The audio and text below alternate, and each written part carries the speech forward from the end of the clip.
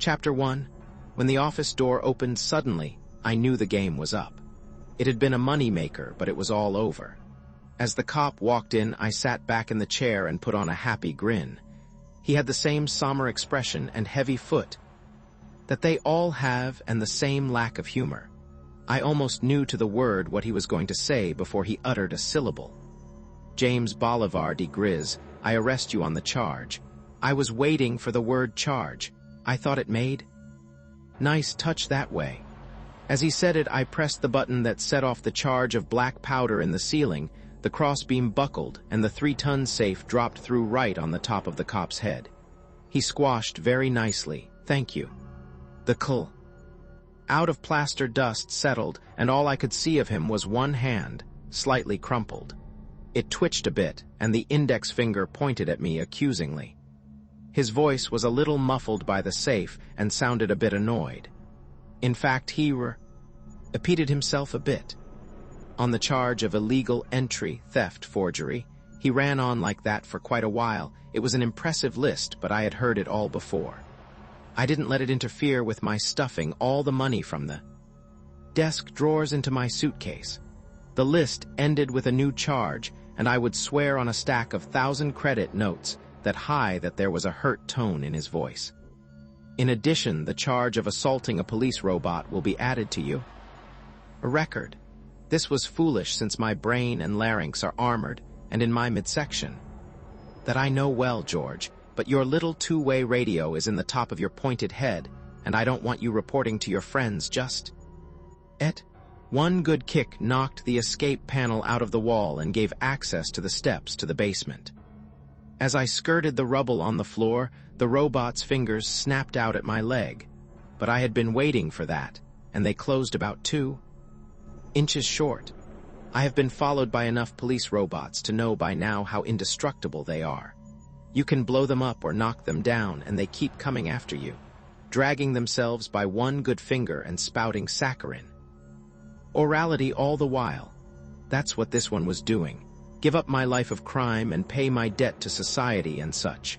I could still hear his voice echoing down the stairwell as I reached the basement. Every second was timed now. I had about 3 minutes before they would be on my tail, and it would take me exactly 1 minute and 8 seconds to get clear of the building. That wasn't much of a lead, and I would need all of it.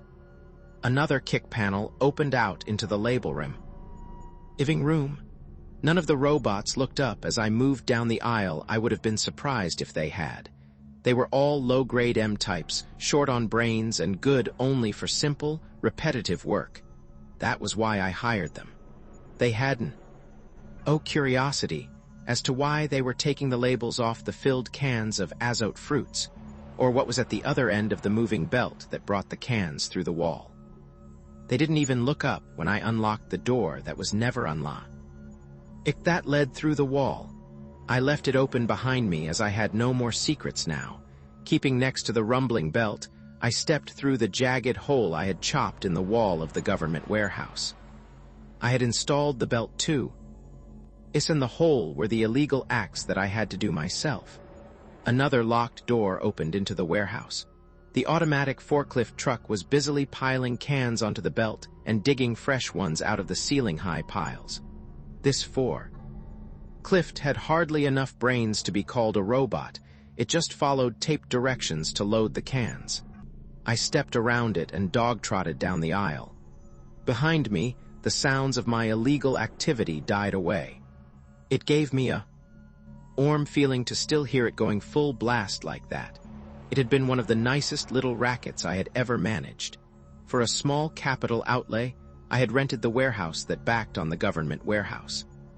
A simple hole in the wall, and I had access to the entire stock of stored goods, long-term supplies that I knew would be untouched for months or years in a warehouse this size. Untouched, that is, until I came along. After the hole had been made and the belt installed, it was just a matter of business. I hired the robots to remove the old labels and substitute the colorful ones I had printed. Then I marketed my goods in a strictly legal fashion. My stock was the best and due to my imaginative operation. And my costs were very low. I could afford to undersell my competitors and still make a handsome profit. The local wholesalers had been quick to sense a bargain, and I had orders for months ahead. It had been a good operation and could have gone on for quite a while. I stifled that train of thought before it started. One lesson that has to be remembered in my line of business is that when an operation is over, it is over. The temptation to stay just one more day or to cash just one more check can be almost overwhelming. How well I know. I also know that it is also the best way to get better acquainted with the police. Turn your back and walk away and live to graft another day. That's my motto. And it's a good one. I got where I am because I stuck to it. And daydreams aren't part of getting away from the police. I pushed all thoughts from my mind as I reached the end of the aisle. The entire area outside must have been swarming with cops by this time, and I had to move fast and make no mistakes. A fast look right and left. Nobody in sight. 2 steps ahead and press the elevator button. I had put a meter on this back elevator, and it showed that the thing was used once a month on the average. It arrived in about 3 seconds, empty, and I jumped in, thumbing the roof button at the same time. The ride seemed to go on forever, but that was just subjective. By the record, it was exactly 14 seconds. This was the most dangerous part of the trip. I tightened up as the elevator slowed. My .75 caliber recoilless was in my hand that would take care of one cop, but no more. The door shuffled open and I relaxed. Nothing. They must have the entire area covered on the ground, so they hadn't bothered to put cops on the roof. In the open air now, I could hear the sirens for the first time, a wonderful sound. They must have had half of the entire police force out from the amount of noise they were making. I accepted it as any artist accepts tribute. The board was behind the elevator shaft where I had left it. A little weather-stained, but still strong. A few seconds to carry it to the edge of the parapet and hitch it across to the next building. Gently, this was the one dangerous spot where speed didn't count. Carefully onto the end of the board, the suitcase held against my chest to keep my center of gravity over the board. 1 step at a time. A 1,000-foot drop to the ground. If you don't look down, you can't fall. Over. Time for speed. The board behind the parapet, if they didn't see it at first, my trail would be covered for a while at least. 10 fast steps and there was the door to the stairwell. It opened easily, and it better have I had put enough oil on the hinges. Once inside, I threw the bolt and took a long, deep breath. I wasn't out of it yet, but the worst part where I ran the most risk was past. 2 uninterrupted minutes here, and they would never find James Bolivar, alias Slippery Jim, diGriz. The stairwell at the roof was a musty, badly lit cubicle that was never visited. I had checked it carefully a week before for ono and optic bugs, and it had been clear. The dust looked undisturbed except for my own footprints. I had to take a chance that it hadn't been bugged since then. The calculated risk must be accepted in this business. Goodbye, James diGriz. Weight 98 kilos, age about 45, thick in the middle and heavy in the jowls. A typical businessman whose picture graces the police files of 1,000 planets, also his fingerprints. They went first. When you wear them, they feel like a second skin. A touch of solvent, though, and they peel off like a pair of transparent gloves.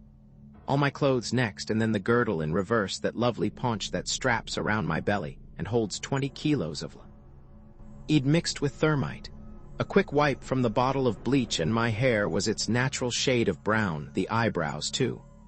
The nose plugs and cheek pads hurt coming out, but that only lasts a second. Then the blue-eyed contact lens. This process leaves me mother naked, and I always feel as if I have been born again. In a sense, it is true. I had become a new man, 20 kilos lighter, 10 years younger, and with a completely different description. The large suit. Ace held a complete change of clothes and a pair of dark-rimmed glasses that replaced the contact lenses.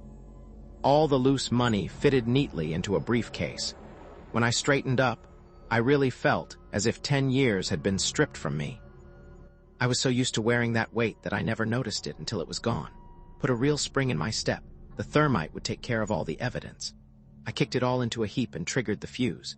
It caught with a roar and bought Ul's clothes, bag, shoes, weights, et al., burned with a cheerful glare.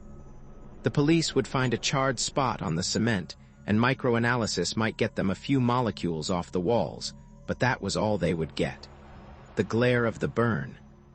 Thermite threw jumping shadows around me as I walked down 3 flights to the 112th floor. Luck was still with me. There was no one on the floor when I opened the door. 1 minute later, the express elevator let me in. A handful of other business types out into the lobby. Only one door was open to the street, and a portable TV camera was trained on it. No attempt was being made to stop people from going in and out of the building. Most of them didn't even notice the camera and the little group of cops around it. I walked towards it at an even pace. Strong nerves count for a lot in this business.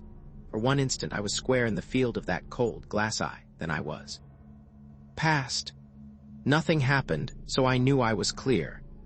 That camera must have fed directly to the main computer at police headquarters. If my description had been close enough to the one they had on file, those robots would have been notified, and I would have been pinned before I had taken a step. You can't outmove a computer-robot combination, not when they move and react in microseconds, but you can outthink them. I had done it again. A cab took me about 10 blocks away. I waited until it was out of sight, then took another one. It wasn't until I was in the 3rd cab that I felt safe enough to go to the space terminal. The sounds of sirens were growing fainter and fainter behind me, and only an occasional police car tore by in the opposite direction. They were sure making a big fuss over a little larceny, but that's the way it goes on these over-civilized worlds. Crime is such a rarity now that the police really get carried away when they run across some. In a way, I can't blame them. Giving out traffic tickets must be an awful dull job. I really believe they ought to thank me for putting a little excitement in their otherwise dull lives.